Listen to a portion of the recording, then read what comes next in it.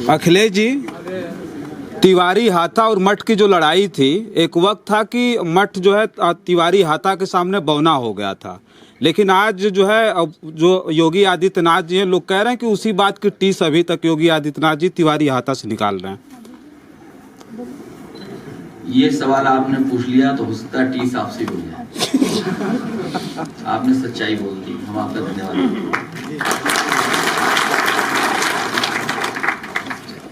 कोई साग पात तो नहीं खा ले जाएगा कोई, लेकिन उनका जो रवैया है, जो सरकार का एटीट्यूड है, सरकार का काम करने का तरीका है, ये गलत है। और इस तरह से राजनीति में गलत पेशबंदी करके अपने विरोधियों को परेशान नहीं करना चाहिए। लोग कह रहे हैं कि पंडित जी जब थे तो योगी आदित्यनाथ जी कुछ नहीं कर पाए, अब कर रहे हैं। सर साथियों नमस्कार, मैं हूं रजनीश और आप जन आदर्श भारत देख रहे हैं। इस वक्त हम उत्तर प्रदेश की राजधानी लखनऊ में हैं और जो है यहाँ आज जो है समाजवादी पार्टी के कार्यालय पर ब्राह्मण समाज की बैठक थी और हम जो बड़ी खबर दिखा रहे हैं वो जो है गोरखपुर हरिशंकर तिवारी जी के जो बड़े बेटे हैं भीष्म शंकर तिवारी जी पहुँचे हैं। सर बहुत बहुत स्वागत है आपका, बहुत बहुत स्वागत है आपका। आज बैठक थी ब्राह्मण समाज की, क्या कहेंगे? बैठक थी एक मतलब जो अत्याचार हो रहा है जी, और ये जो इस समय देखिए युद्ध का माहौल भी है और लगातार दिन ये मतलब सरकार के द्वारा कहीं न कहीं इस तरह का जो अत्याचार का इनका वो है उसका विरोध हम लोग कर रहे हैं और उसका विरोध जारी रहेगा और इनको मनमानी नहीं करने दिया जाएगा। सरकार के एक तरीका है, प्रजातांत्रिक मूल्यों के साथ उनको चलना चाहिए और इसीलिए राष्ट्रीय अध्यक्ष जी बुलाए भी थे और इसका मतलब ये इसका पुरजोर विरोध किया जाएगा। अच्छा, वो लगातार अखिलेश यादव जी हाथा नहीं भाता कहते हैं, हाथा का जिक्र लगातार करते रहते हैं। गलत कर रहे हैं, गलतियों के बारे में ही तो बता रहे हैं। गलत अगर वो कार्रवाई कर रहे हैं आप बताइए तो इसको क्या कहा जाएगा? नहीं, आप मानते हैं इस बात को कि ब्राह्मणों की सबसे ज्यादा हत्याएं हुई, सबसे ज्यादा इस सरकार में हत्या ब्राह्मणों की? देखिए, जो आप लोग तो प्रेस के हैं, आप लोग हमसे अच्छा जानते हैं जिस तरह से अन्याय और अत्याचार हो रहा है, इस तरह से कभी कोई सरकार आज से आजादी के बाद चली ही नहीं। जोर जबरदस्ती के बाद सरकार चलती है। नहीं तो ये इतना कुछ हो रहा है लेकिन ब्राह्मण समाज नहीं समझ पा रहा है इस बात। सारे लोग इसका पुरजोर विरोध कर रहे हैं। अच्छा। सब अब ये पानी यहाँ से ऊपर चला गया है। सब लोग अच्छा, ये विनय शंकर तिवारी जी के ऊपर जो है कार्रवाइयाँ हुई, 8 ठिकाने पर एक साथ छापा पड़ा, जेल गए, राजनीतिक पेशबंदी का शिकार हुए हैं। अच्छा, तो क्या मतलब जो है अभी भी आप जो दमन है सर जो दमन है अभी भी आप लोगों के साथ उसी तरह का रवैया किया जा रहा है, दमन किया जा रहा है? गलत देखिए, दमन का हम कोई वो तो नहीं है कि वो अंग्रेज है हमारा दमन करेंगे।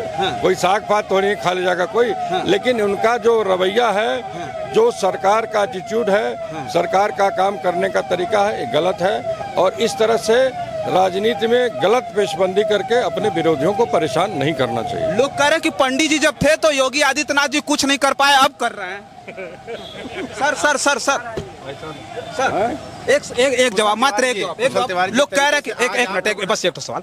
पंडित जी जब थे तो योगी आदित्यनाथ जी कुछ नहीं कर पाए, लेकिन पेड़ में फल लगता है तो झुकता है, तन्ने से पेड़ सारा झड़ जाएगा। अच्छा, गलत है ना, गलत हो रहा है। चलिए ठीक है। देखिए, हमारे साथ हरिशंकर तिवारी जी के बड़े बेटे भीष्म शंकर तिवारी जी थे जिनसे हम चर्चा कर रहे थे और हमने उनसे पूछा कि जो लगातार अखिलेश यादव हाथा का जिक्र कर रहा है, यानी तिवारी हाथा की जो प्रतिद्वंदिता थी सीधे मठ से थी और मठ हाथा के सामने बौना एक वक्त था कि हो गया था, लेकिन आज जैसे ही योगी आदित्यनाथ जी मुख्यमंत्री बने तो फिर से उन्होंने हाथा पर प्रहार करना शुरू किया। अब जो हरिशंकर तिवारी जी से जो लड़ाई थी, हाथा और मठ की जो लड़ाई थी, वो अब उनके परिवार पर आ गई है। लोग बार बार कहते हैं कि जब तक पंडित हरिशंकर तिवारी जिंदा थे तब तक योगी आदित्यनाथ कुछ नहीं कर पाए, लेकिन उनके मरने के बाद अब उनके परिवार को टारगेट किया जा रहा है। पिछले दिनों जिस तरह से जब पंडित हरिशंकर तिवारी जी जिंदा थे तब तक उनके साथ ऐसा कुछ भी नहीं हो पाया, लेकिन उनके मरने के बाद अभी जब उनकी पिछले दिनों प्रतिमा लग रही थी तो उसके चबूतरे को भी जो है वहाँ के प्रशासन ने बुलडोजर लगा करके उखाड़ा था। तो तमाम जो हरिशंकर तिवारी जी के परिवार के लोग थे और उनके जो समर्थक थे उन्होंने आवाज उठाई थी। अभी उनके बड़े बेटे हरिशंकर तिवारी के जो छोटे बेटे हैं विनय शंकर तिवारी, एक साथ उनके 8 ठिकानों पर छापा पड़ता है, गोरखपुर से लेकर के मुंबई तक, और उनको जेल में डाल दिया जाता है। उसके बाद से बताया जा रहा है कि जो ब्राह्मण समाज है वो खासा नाराज है और जो क्रेज था हरिशंकर तिवारी और उनकी पॉलिटिक्स का, अब वो 2027 में कहीं न कहीं उसका जो दुष्प्रभाव देखने को मिलेगा, जो रिएक्शन देखने को मिलेगा, वो भारतीय जनता पार्टी के लिए बहुत घातक होगा, वो समाजवादी पार्टी के लिए बहुत लाभप्रद होने वाला है। लोग हैं, अगर हम समाजवादी विचारधारा को मानते हैं तो हमको दबाव बना करके हमारी विचारधारा बदल दी जाएगी, हमारा शोषण होगा।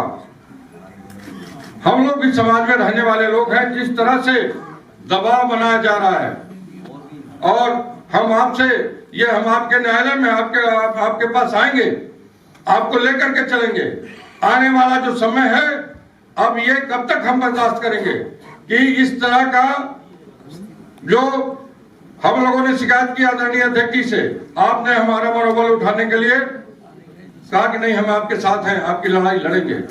नाजायज जो मुकदमा सरकारी कर्मचारी के ऊपर दर्ज होता है एनसीएलटी एक्ट का, वो मुकदमा विनय शंकर तिवारी के ऊपर दर्ज हुआ है,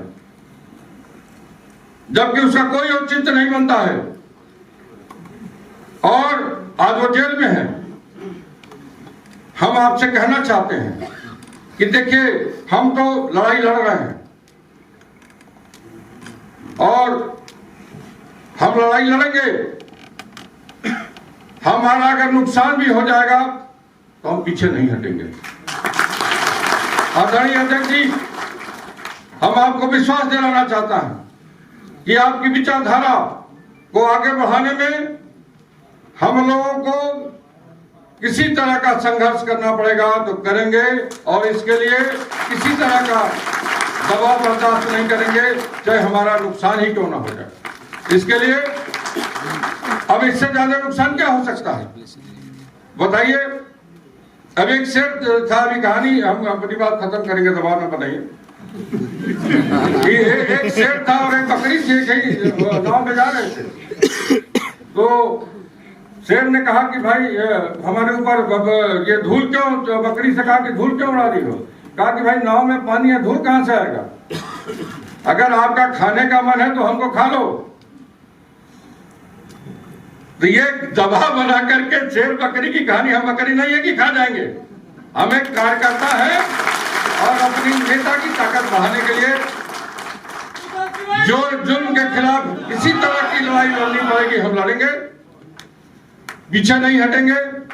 और हम आपसे निवेदन करना चाहते हैं भाइयों, नौजवान भाइयों, कि 1 साल का समय है, अगर आप निकल जाएंगे तो निश्चित रूप से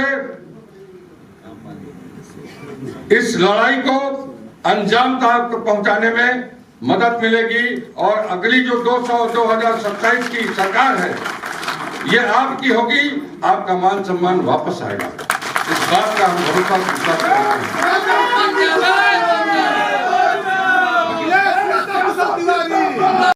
आप लोग ना लड़ाई लड़ने के लिए, लेकिन त्याग करना पड़ेगा और समाजवादी पार्टी का परचम जब हम फहरा लेंगे तब तक चैन से नहीं बैठेंगे। हाथ उठा के बताइए।